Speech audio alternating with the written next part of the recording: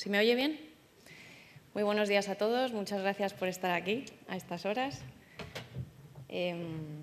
Bueno, pues yo os voy a hablar, como bien ha dicho Julia, de lo que no hay que hacer ante un caso de trastorno de pánico, ¿no?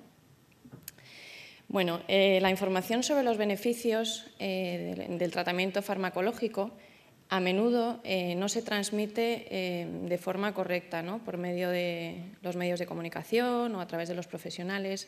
Ya lo señaló ayer José Miguel Latorre, nos dio un dato que a mí me sorprendió muchísimo, ¿no? Y es que únicamente el 19,5% de los médicos en atención primaria tiene un buen conocimiento acerca de los efectos de, por ejemplo, las benzodiazepinas, ¿no? Entonces, si un porcentaje tan bajo de los médicos tiene este conocimiento, ¿qué se está transmitiendo a la población general, ¿no? Entonces, bueno, pues en ocasiones se sobrevalora el potencial terapéutico y se minimizan los efectos secundarios. Que todos sabemos, ¿no? Los efectos, la dependencia, el aumento de peso, las alteraciones del sueño, la disminución de la libido, amnesia, náuseas, un montón de efectos que mucha gente pues no conoce. Es cierto que el tratamiento farmacológico en los trastornos de ansiedad pueden resultar eficaces a corto plazo, pero a través de multitud de estudios se ha visto en ensayos controlados y aleatorizados que presentan un alto porcentaje de recaídas, así como una mayor tasa de abandono del tratamiento. Es más probable también que las mejorías, cuando se aplica un tratamiento combinado, farmacológico y psicológico, es más probable que un paciente atribuya las mejorías al fármaco que al tratamiento psicológico, cuando está demostrado que la eficacia es superior en estos frente a aquellos. Y tampoco existe evidencia empírica que apoye el uso de los fármacos a largo plazo, y sí a favor del tratamiento cognitivo-conductual. La terapia cognitivo-conductual ha demostrado ser el tratamiento de elección. Es un tratamiento bien establecido y ya lo dice el Task Force on Promotion and Dissemination of Psychological Procedures de la APA. Hay dos tratamientos bien establecidos. Está el tratamiento del control del pánico de Barlow y el modelo cognitivo del pánico de Clark. Ambos son muy parecidos. Barlow hace un poco más de hincapié en la exposición y Clark defiende un modelo más cognitivo. Pero está demostrado que en 10-12 sesiones el tratamiento es muy eficaz, en torno al 85%. Entonces, vamos a hablar un poquito del psicoanálisis. Para el psicoanálisis voy a leer un extracto. La ansiedad se define como el miedo a la separación, miedo a ser abandonado, a perder el objeto amado, el miedo a la venganza y al castigo, y la posibilidad de castigo por parte del superyo. En consecuencia, los síntomas de ansiedad, así como la propia sublimación de las pulsiones, representan compromisos, diferentes formas de adaptación que el yo intenta desarrollar con mayor o menor éxito para reconciliar las diferentes fuerzas mentales en conflicto. Entonces, no lo defiendo yo, lo defienden los científicos, ¿no?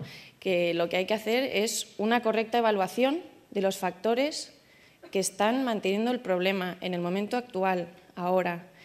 Hay que dar una información precisa al paciente, hay que utilizar un vocabulario comprensible, claro, directo, que le ayude al paciente a entender, que le aporte un modelo teórico donde él pueda ver la relación entre los factores que están manteniendo el problema. El motivo del primer ataque de pánico pudo ser azaroso, en el fondo da igual. Hay muchos pacientes que llegan a consulta diciendo es que no me acuerdo, es que no sé cuándo empezó, es que tampoco sé por qué. No importa, pudo ser porque le sentó mal la comida, porque tuvo una bajada de tensión, da igual. Lo importante es saber por qué se producen los ataques de pánico ahora. ¿Qué miedos tiene esa persona? ¿Qué interpretaciones catastróficas está haciendo? Está demostrado también que el psicoanálisis no reduce los sesgos cognitivos, y sí hay evidencia empírica a favor del tratamiento cognitivo-conductual.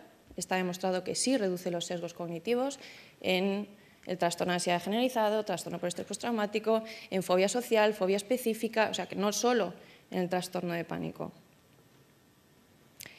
Y claro, yo me pregunto, ¿qué se aplicará en las sesiones bisemanales de psicoterapia durante años, cuando en 10-12 sesiones está demostrado que el tratamiento cognitivo-conductual es eficaz en conseguir la remisión completa de los síntomas, no solo a corto plazo, sino a largo plazo también? Pues yo dejo esa pregunta ahí.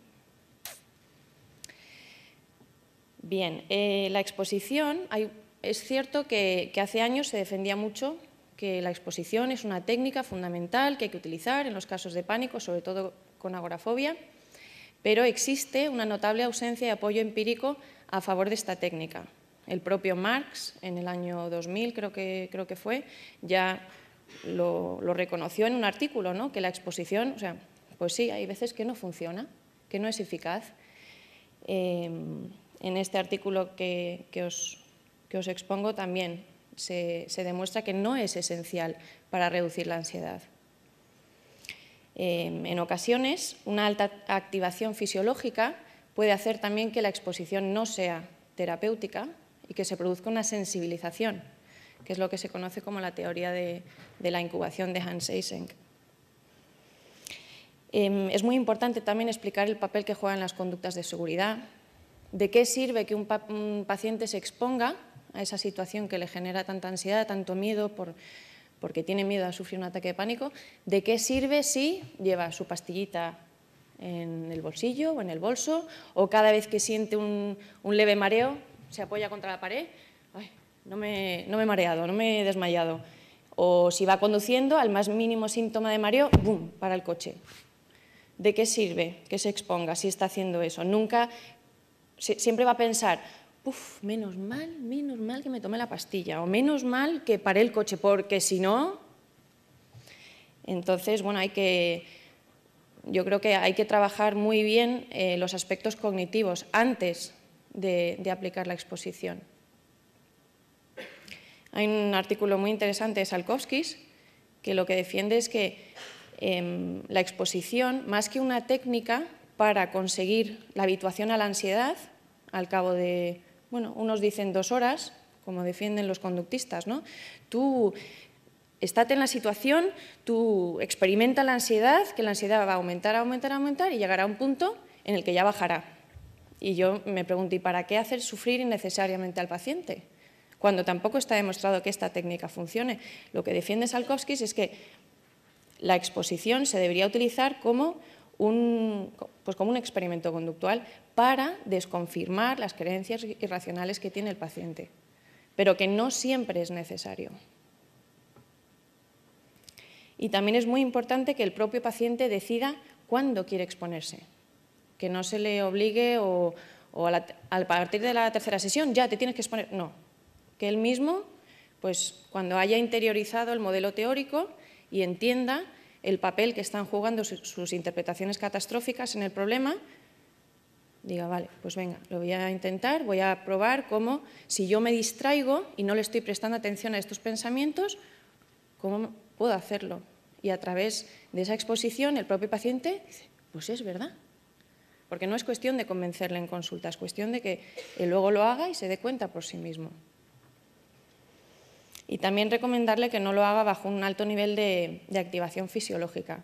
El típico día que está más cansado de lo normal, si ha tenido una discusión, si está sometido a mucho estrés en el trabajo, pues no es muy ideal que se exponga en esas circunstancias, ¿no? Porque está demostrado que a mayor estado de ansiedad, más se acentúan los sesgos cognitivos. Luego, frases a no utilizar. Este año me vino un paciente a consulta y me contaba, aterrorizado, había estado en la consulta de otra psicóloga y tras la primera sesión de evaluación me contaba, para él su pasión era conducir y empezó a sufrir ataques de pánico al volante. Y entonces decía que esta mujer, después de contarle su problema, le había dicho, tú no te preocupes, esto no es nada. tú la próxima vez que vengas, cogemos el coche, nos vamos a dar una vuelta y verás cómo se te pasa todo. Claro, él me decía, dice, Dios mío, pero o sea, ¿cómo voy a hacer eso? Si yo tengo miedo a morirme al volante, o sea, matarme en un accidente, ¿cómo voy a llevar a mi psicóloga? O sea, encima, la responsabilidad que eso conlleva, si la o sea, bastante que me mate yo, pero si la mato a ella, entonces, claro, hay que trabajar todas esas cogniciones antes. Otro, estos son frases verídicas. Otro psicólogo que le dijo a su paciente, tú no te preocupes, tú, si tienes un ataque de pánico, sea la hora que sea, estés donde estés, tú llámame que yo voy a buscarte. Si eso no es una conducta de seguridad. Y luego también durante la exposición en vivo, lo que comentaba antes, ¿no? Que esto lo siguen utilizando muchos psicólogos, que es tú en la situación, cuando tengas ansiedad, ya sea en el coche, cuando tengas miedo de tener un ataque de pánico, tú siente la ansiedad, tú estate ahí, no te distraigas, no te puedes distraer ni mentalmente, nada, tú aguanta ahí, que poco a poco irá disminuyendo. Pues no. Está demostrado que si la persona se distrae, la ansiedad baja y no sufre esa persona. Conclusiones.